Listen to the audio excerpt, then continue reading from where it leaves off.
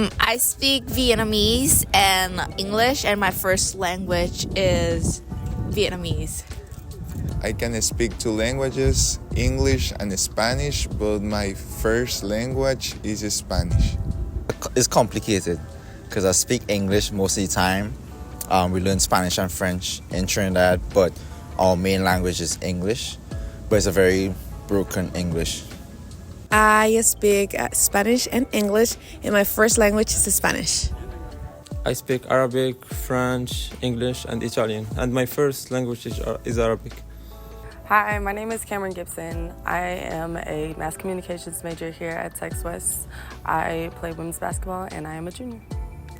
Hello, my name is Savannah Smith. I am a senior here at Texas Wesleyan University. My major is marketing, and I'm also a student athlete.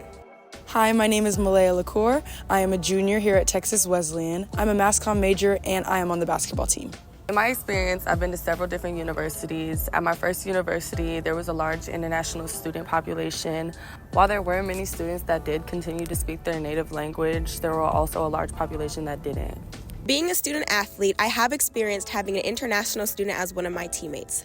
This was a very difficult time for her because she did have to get used to speaking English more oftentimes than not, rather than her first language, which was French. So I've been going to Texas Wesleyan for 3 years, and one thing that you notice about campus is just the diversity within the university.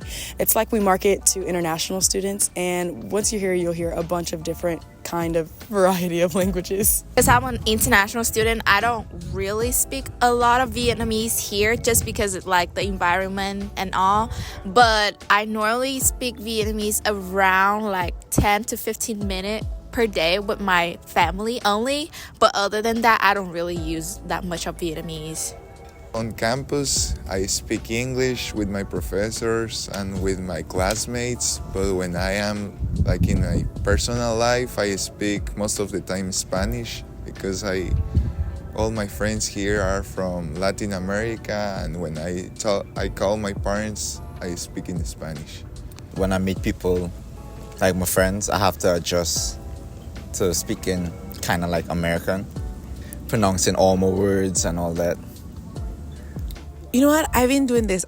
Now I speak Spanglish, so it's a combination of both. But yeah, I do speak Spanish with my friends, my close friends. But because I interact with my professor and I have a lot of international friends, the only way that we can communicate is by English. So yeah. If you are in a community that don't have a lot of Vietnamese around, the only way that can make other people understand is like speaking English. In America, did you have to adjust to speaking English most of the time? Well, in Texas, not too much because there is a lot of Mexican influence here, so a lot of people speak Spanish. But if I go more to the north part of the U.S., I adjust more speaking English. In America, did you have to adjust to speaking English most of the time? Yes. I think it's the language of this country, so I think I should learn it. So yeah, I speak English here with a lot of my professor, as I said, and my international friends. Yeah. Do you have peers on campus that you chat with in your language? Yes.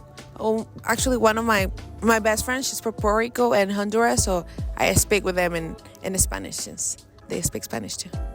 We also have other Vietnamese students that goes here, but my problem is so where I'm from, Vietnam, like each region have different accent and dialect, so like it's very hard, like where I'm from is very hard for other region to understand, so like I mostly just kind of like speak English to them too. I am part of the golf team, so basically they're like all the golf team is international and 6 of the guys speak Spanish, so most of the time I speak Spanish with my golf team. Do you have peers on campus that you can chat with in your language? I have one. Well, one friend from Trinidad and a couple others from Jamaica that we go back and forth. Will you teach your children your language? Definitely yes. I would like them to know my language and English, probably yes, both of them. But yeah, I definitely teach them Spanish. Nice, thank you. Yeah.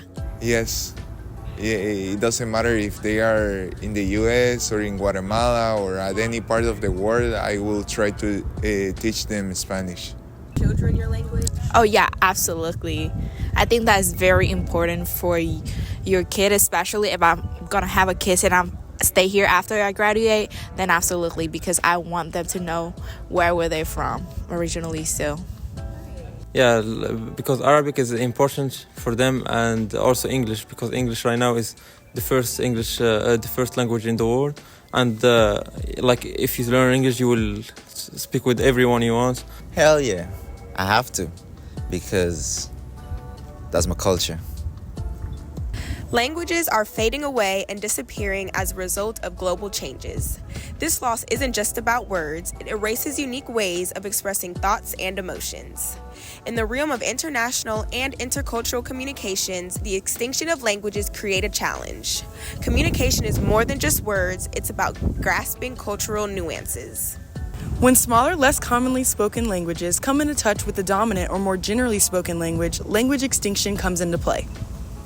The fundamental reasons why we see languages struggle to stay alive can be from social, political, economic, or cultural variables. Language extinction is a problem because it represents not only a loss in terms of linguistic diversity, but also cultural richness and social and intellectual dimensions. Preserving linguistic diversity is crucial for global communication and allows us to build connections that go beyond language, fostering a richer understanding of one another. In 2016, Rosa Okagain was one of the last speakers of the Amazonian language and was murdered in Peru at the age of 67. It is now up to her brother Pablo and others to keep the language from disappearing forever. Another language that is on the way to being extinct is Ainu. This is known as Japan's nearly lost language. Only 300 people speak Ainu, but efforts are made to revive it. In the face of this language crisis, the story of individuals like Rosa and the endangered Ainu language underscore the urgent need to safeguard linguistic diversity. As we witness the fading echoes of unique expressions and cultural nuances, it becomes a collective responsibility to preserve these treasures. Whether through the determined effort of individuals like Pablo or broader initiatives, the survival of languages is essential for maintaining a tapestry of human connection that will transcend words to foster a deeper understanding amongst us all. Some students are lucky enough to find peers, teammates, classmates, or individuals within the community that speak the same language as them, but others won't be so lucky and won't find their maiden language unless conversating with their family back home via phone calls, which most students only have time for once or twice a week. Stella told us that she speaks Vietnamese 10 to 15 minutes a day, which may seem like a lot, but when I think about the language that I speak all day, every day. Seth and Stella both pointed out that even when they do meet people who speak their language, the accents and pronunciation of the words can be different and they still can't understand each other. One thing that all the interviewees agreed on is the fact that they will 100% teach their children their language. Ways that we can preserve these languages is to document and record. Creating comprehensive documentation of the language through written materials, dictionaries, grammar books, and recordings of the native speakers can aid preservation, its structure, vocabulary, and nuances. We can also support the language revitalization programs, establishing programs that teach language to younger generations, both within formal education systems and through community initiative, can help interest and usage.